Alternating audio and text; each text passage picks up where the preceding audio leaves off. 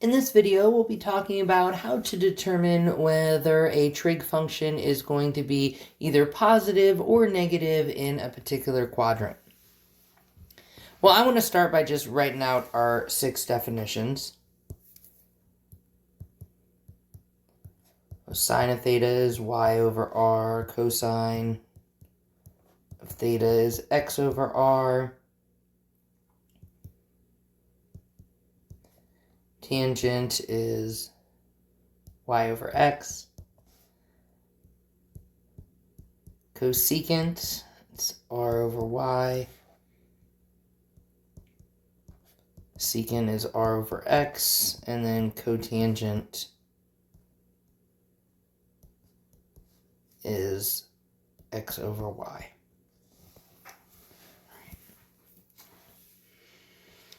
So in quadrant 1, both the x and the y value are positive. A lot of times we used to see it written like, plus plus. So both the x and the y value are positive. And we know that r is always positive. So every single one of these trig ratios is going to be positive in the first quadrant because every number involved in the ratio is positive.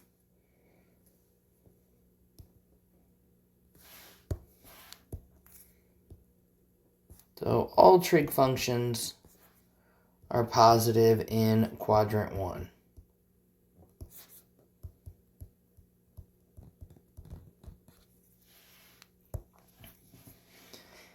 In quadrant 2, the x value is negative and the y value is positive.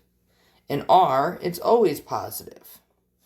So if we look at our trig functions here, the ones that involve x are going to end up being negative because it's either x with r or x with y, and both of those are positive.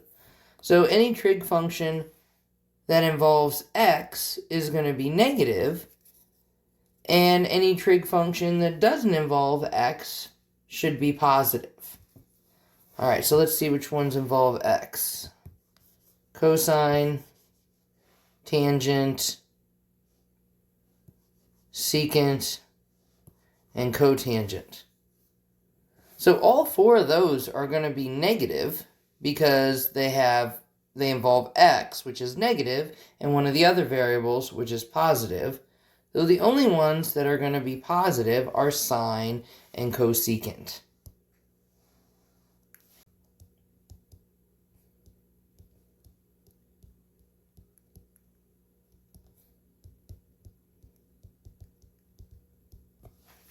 All right.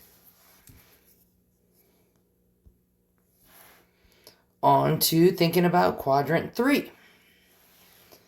Now in quadrant 3, x is negative and y is negative. R is always positive.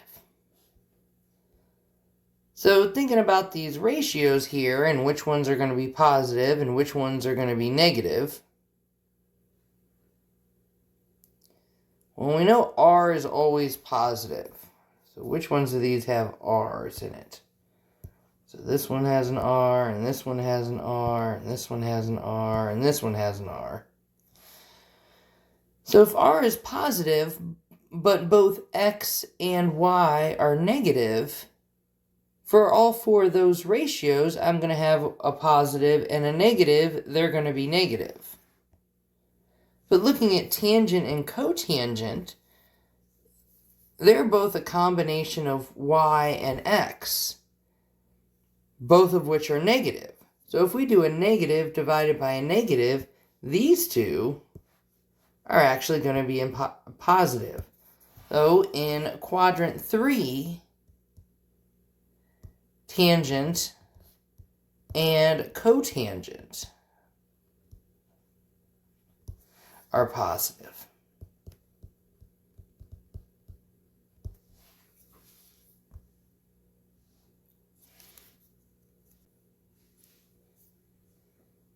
All right, same thought, last quadrant.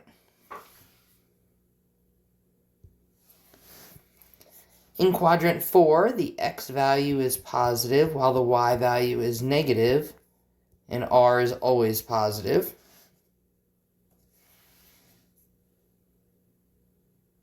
All right, so y is negative this time, and everything else is positive. So any of these that involve y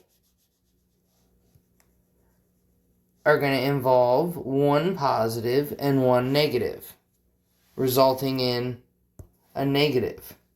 But cosine and secant, they're only a combination of x and r, which are both positive. So in quadrant 4, it's cosine and secant that are positive, and everybody else is negative.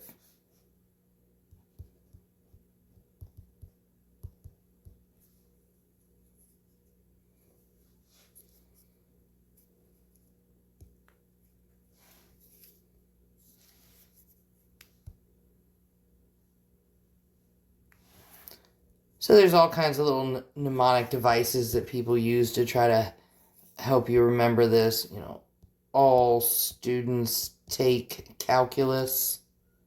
So in quadrant 1, all functions are positive. In quadrant 2, sine and its reciprocal are positive. In quadrant 3, tangent and its reciprocal is positive. And in quadrant 4, cosine and its reciprocal are positive.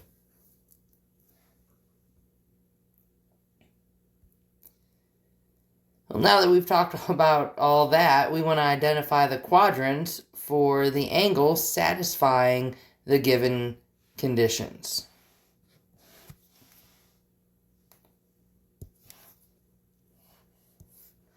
All right, well, cosine, we know, is x over r, and tangent is equal to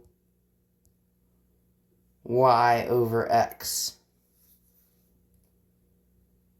So let's start with when cosine is positive.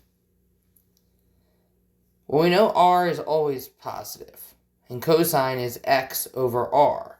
So this ratio will be positive anytime x is positive, since r is always positive. So cosine is going to be positive when x is positive, which are in these two quadrants.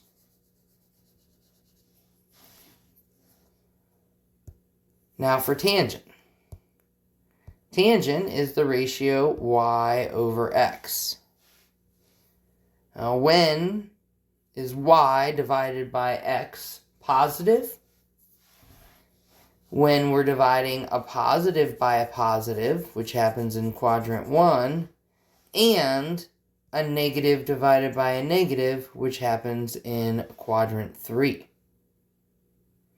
We want to identify the quadrant that satisfies both these conditions, so that's going to be our overlap quadrant. This is happening in quadrant 1. That's why I like to use yellow and blue, because then their overlap makes green.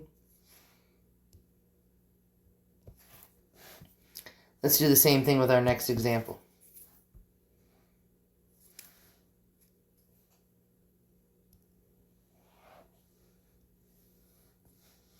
All right, secant, reciprocal of cosine.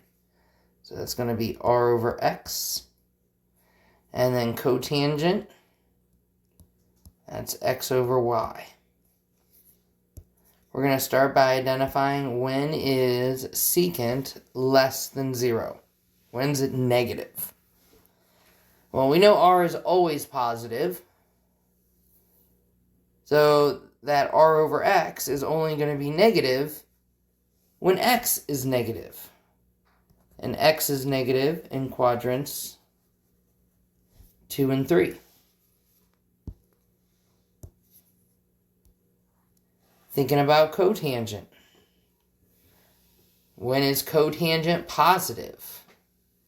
Well, cotangent is x divided by y, so that's going to be positive when they're either both positive or both negative. And we're looking for the quadrant where both conditions are satisfied, where the overlap is, and that's happening here in green in quadrant 3.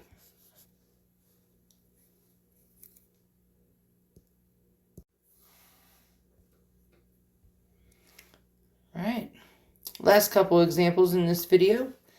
We want to give the signs, positive or negative, of the sine, cosine, and tangent functions for the given angle. All right, so 298, we got to figure out what quadrant that's in. This is 0, 90 degrees, 180, 270, and then back to 360. So 298's got to be in here somewhere, quadrant 3, where x is positive and y is negative.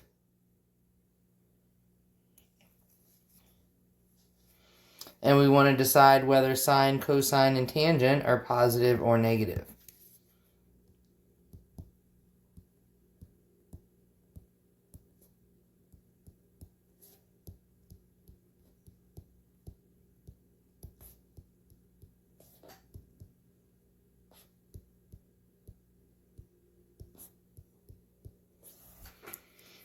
Now, if you remember, all students take calculus, then we know right away that cosine is the only one that's positive in quadrant 4. So that can be like a nice little shortcut here, but if we don't remember it, then we can just, go through the thought process that sine is y over r, cosine is x over r, tangent is y over x. So in quadrant 4, y is negative over an r that's positive. This is going to lead us to a negative. For cosine, x is positive in quadrant 4, and so is r. So this is going to give us a positive. And then tangent, y is negative, divided by x that's positive. That's going to give us a negative.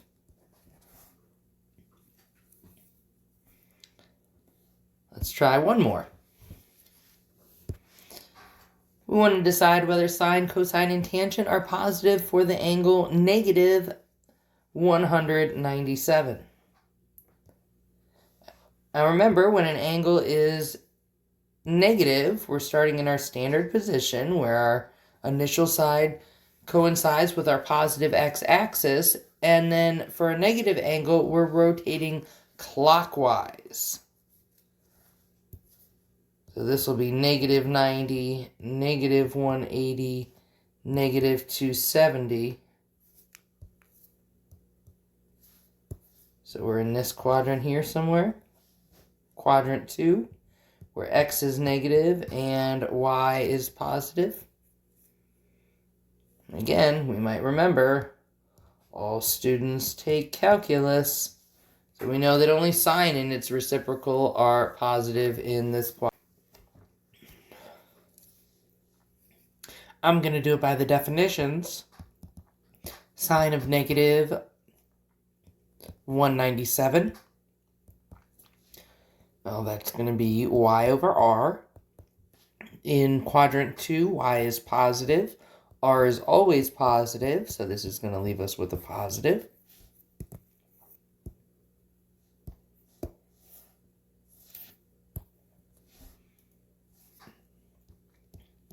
Cosine of negative 197.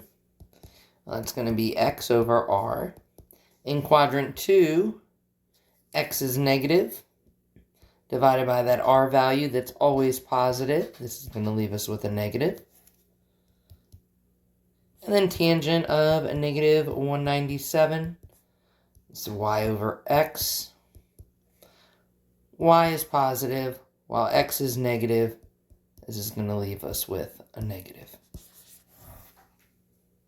It's important as we build to be able to know whether our sine, cosine, or tangent value should be positive or negative at a particular location.